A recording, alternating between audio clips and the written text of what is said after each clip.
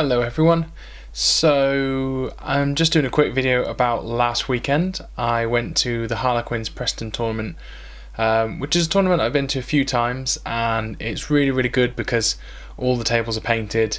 It's a lot of people from sort of Greater Manchester, Preston, and sort of even further than that. And yeah, so I'm just going to tell you about how it went, and it's a really good one to get to if you can.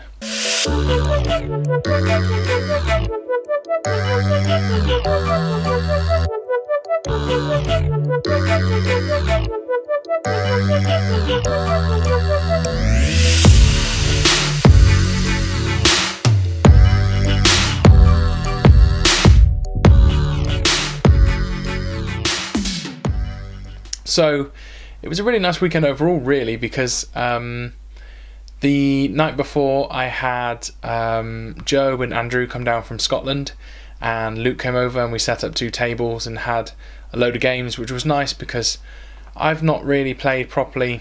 My last tournament was in November, and I've only had 1 game getting up to Scotland, and just not a lot of practice with Aleph really, or Steel Phalanx as I'm running, and I really need that at the moment just to kind of get used to the basic flow of the game still, and know how this army works really, the strengths and weaknesses of it, because if you watch the last video I did get absolutely destroyed by Javi. So yeah, it was really nice to get some games in. We had some nice food, we had some beers. I was a little bit disappointed because I managed to only get 2 200-point games in, which was a little bit of a shame because I would have liked to practice the 400-point game, because I've never done a 400-point game before until the actual on-the-day tournament. So, but one of the really nice benefits of having the guys over is that I've never got to play Andy or Joe before, and it was nice to play both of them. I would have liked to have got another one in with Luke, but that's a bit easier to do really. So the tournament consisted of a 3-round escalation, and when I say escalation, it's not in the same sense of having, so it was 200, 300 and 400 points, doing safe area, transition matrix, and I can't actually remember the other one. I'll have to double check. And you didn't have to keep the same army you had in the previous round, in the sense that if I had a coattail, I wouldn't have to have a coattail in the next round. You just had to stay with the same sectorial or army choice that you took. So my first game was against a guy called Matt, and it was his first ever tournament. I think everyone was worried about him whiffing out. I think he was reasonably new to the game, but he knew the rules really well. He did really well. He was really nice, really friendly and really polite, and it made for a really good game actually. There were some really good moments.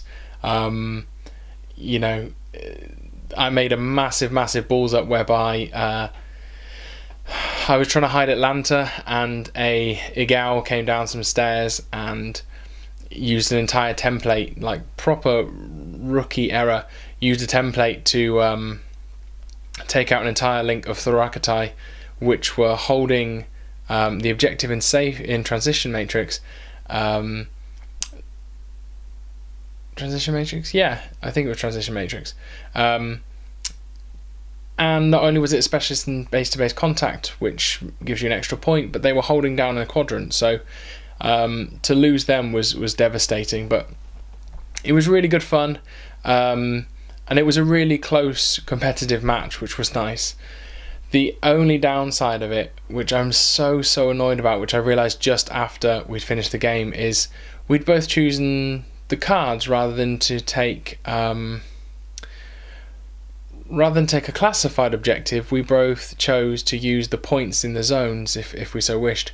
What I didn't realise, and I got excited by this because it was 31 points, was that I could have stopped one of his specialists touching the console, and that would have changed it to a draw from a minor loss on my part. So big learning there. I was frustrated, but not in a way that that sort of ruined my day. It was kind of, oh my god, why didn't I pay attention to that? And that might have come from practicing more. I suppose that's my downfall, not having enough practice. But yeah, really nice guy. His Toha was good. It was nothing like I'd run. The link teams were very different in terms of I'm quite familiar to have a McCall, a Kumatail, and then something with maybe a viral, but there was no viral in his army. He was using an Agao. It was very different, and I don't think it was as optimal as it could have been. But still, he played well, he won, so who am I to talk? Now, my second game was a bit controversial. I can't actually remember his name, and that's probably a good thing. So we were playing 300 points, and I had everything I really wanted out of an army list, to be honest, for this. I had Phoenix with his heavy rocket launcher in a link team. I had a whole squad of Thorakiti. I had Atlanta, who is just phenomenal. So I had everything I really wanted, and for a rare occasion I chose to go first, because if you've been watching the vlogs, I'm a very passive player. I like people to come to me, I like to get the arrows, but I wanted to rush for this, either to get the Panoplies or saying that, am I even thinking of the right one with Panoplies? But essentially I wanted to run over and decimate him before he could do anything to me. He was playing Nomads, if I remember rightly. Yeah, Nomads, and to be honest, from the outset he was really unlucky. I ran Phoenix over to heavy rocket launcher, the Tunguska guy, the big guy, Kryza Borak, and he went down. I sniped, I think, out I want to say is a Reverend Healer or someone very similar, so quite a lot of points. It might have been Kitsune or someone similar. And the biggest thing that happened was on his turn one, he ran a link team of Riot Girls around the corner down a corridor. So a corridor, sort of an alleyway, which was in the centre of the board, and I had just used Phoenix to destroy the Kryza Borak on my last order, and I repositioned him, and you can see with my line of sight acrylics that he was down there. So you had to, you must have been able to see him, pay attention to him, because he was standing on top of a roof. I've just used him, and I have very clear line of sight markings. And as he came around the corner, he kept them quite close together, sort of a Death Star shape, and I ARO'd with the heavy rocket launcher in the centre and chose to use a template mode because I'd get all of them. What happened is 4 out of the 5 burnt to death, and essentially took out most of his army. He'd relied really heavily and sunk a lot of points onto that, and he seemed okay, and he finished off his turn. Obviously he was disappointed, he was looking frustrated, and at the end of the turn he just went, look, I'm done, you've won, and walked away. And I sort of said to him, are you sure? I think I've spoken on this before, that I've been annoyed, but I suppose I've always apologised to that player and explained why. I like to be quite open, even if you are frustrated. I suppose at the end of the day it's a game, and that left me feeling really weird, and I suppose it had the real potential to ruin that day. I was having a great day up until then, and I'd seen this guy around before. I think he's quite well known in that area, and I've never seen anything like this, although apparently that's quite usual for him. But it really, I suppose, for 2 main reasons. So one, it was really detrimental to the game. We're at turn 1. Yes, I've won if you do that, but it leaves me in a position where I could have scored, I think at that point maybe 9 points, because I couldn't have done my classified. perhaps maybe could have secured the HVT for the full 10. And that leaves a real big problem. It's kind of like, well, where does that leave you and where does that leave me when we still have tournament games left to play? It does make a huge impact for tournament points, for OP points, for objective points, and then also for victory points, sort of how much is your army left, because if it comes down to the crunch of it, that does matter in a tournament of 3 rounds. It does choose where you place, so that was really difficult. And I suppose the hard part for me was it left me in a really awkward place. So I was initially kind of stunned, and then I felt really awkward, embarrassed, as if I've done something wrong, and that was a really horrible feeling. It was kind of I felt a lot of blame, and I felt a lot of you know, as if I've just ruined that game, but also sort of just not knowing what really to do with myself. So much so that I went over and stood and watched a friend's game, because we'd only played for 40 minutes out the 2.25 hours, and didn't want to go over and pack up my stuff because I felt so awkward. You know, I've played a lot of tournaments, and I've yet to have someone rage quit, because I suppose I'd like to try and have a fun game regardless of it being in a competitive setting. So that was really shitty. Even though it secured me a major win, that was crap. So I would severely encourage anyone who plays these games, even if you're having a tough game, try and see it out. You know, in sports, you wouldn't just have someone walk off and be done with it. This is the same sort of sportsmanship and etiquette that we need to display for one another, so that we have a nice time, that we have a nice weekend. You know, at the end of the day, we're rolling dice and pushing toy soldiers around on a table. So you know, there are lessons to be learned, and if it happens in your friendlies, then you just reset up and learn from the mistakes. So yeah, that really sucked.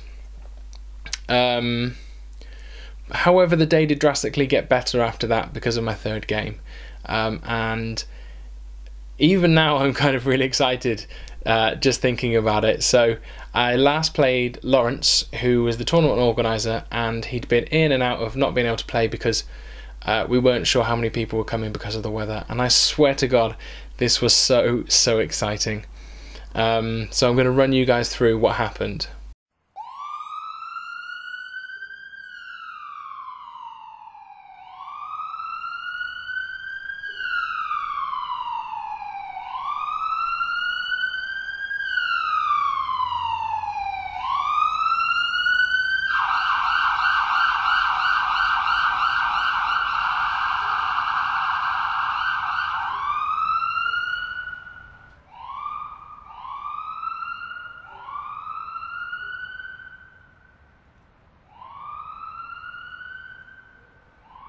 So we had a really competitive game at the beginning. I managed to snipe out a Rodok. I was playing his Morats. I chose to go first again, and it was the mission where you need to go and blow up the AC2s. So I sniped out 2 of his main pieces, and his Rodok, and I think a missile launcher as well. So I really wanted to limit his big pieces down straight away. Then what happened was I attempted to take out his TR bot, and that didn't go successfully, and for the most part that was my turn 1 done. It was just purely shooting and moving up the board. The second part was he hit back very hard, and I went into loss of Lieutenant turn 2, and at this point I thought I had lost, because I think I was 16 points away from retreat, and we kept playing, and it was really exciting just to try and, for me to keep a draw, really. That was the absolute aim of it at that point, to keep a draw. And here's what happened next. So it gets to the last 3 orders of Lawrence's turn, bottom of turn 3, sorry. And he's going for the AC2. I have got all of my Thorakiti moved up and covering that position. We've got 360, 4-man link, 3 360 Vices with submachine guns in good range, and then we've got light rocket launcher having a look at him. And what happens is he moves a Zerat up, throws smoke, and it goes successful. However, there is still a gap that I can see him if he crosses into the smoke. So he spends his this would be his third to last order to throw another smoke to close the gap. It doesn't work and it fails. He then spends his second to last order, or maybe I'm jumping ahead with these orders. He spends another order, I'll go like that. He spends another order to cautious move the entire way in. And he moves in to the smoke, and I can't see him from cover to smoke. And I was absolutely devastated. And what he does then is he plants, decharges, and explodes. He managed to cause 2 wounds on this AC2. Okay?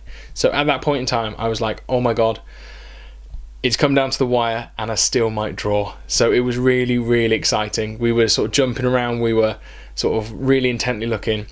And what happens now is he spends Cornac's Lieutenant order as a regular order to do one more thing. The guy he's got goes into close combat with the AC2, with its DA weapon. He hits it. He will be hitting in close combat on a 10, so it's 13 minus 3. And it's exactly a 50-50 chance of doing it, and he hits and then it explodes, and it immediately went from us having sort of 3 victory points each to 3 tournament points, objective points each, to a 6-0, and it didn't even matter. It was so exciting and so thrilling. I was still buzzing about it the next morning. So really, really awesome game. It was really, really nice turnaround. And some of the nice things is, whilst I didn't win any major prizes, what I did get, because there's prizes for everyone in terms of you get to choose in order of winning. I got a Garuda attack bot in case I ever go for vanilla Aleph, and some really cool markers, hilariously so retreat markers after I needed them so much in that last game. I'm looking forward to the next tournament. I'm going to keep Steel Phalanx going for a little longer. I am really enjoying them, and I hope you guys enjoyed hearing about how I got on. So I'll catch up with you guys next week.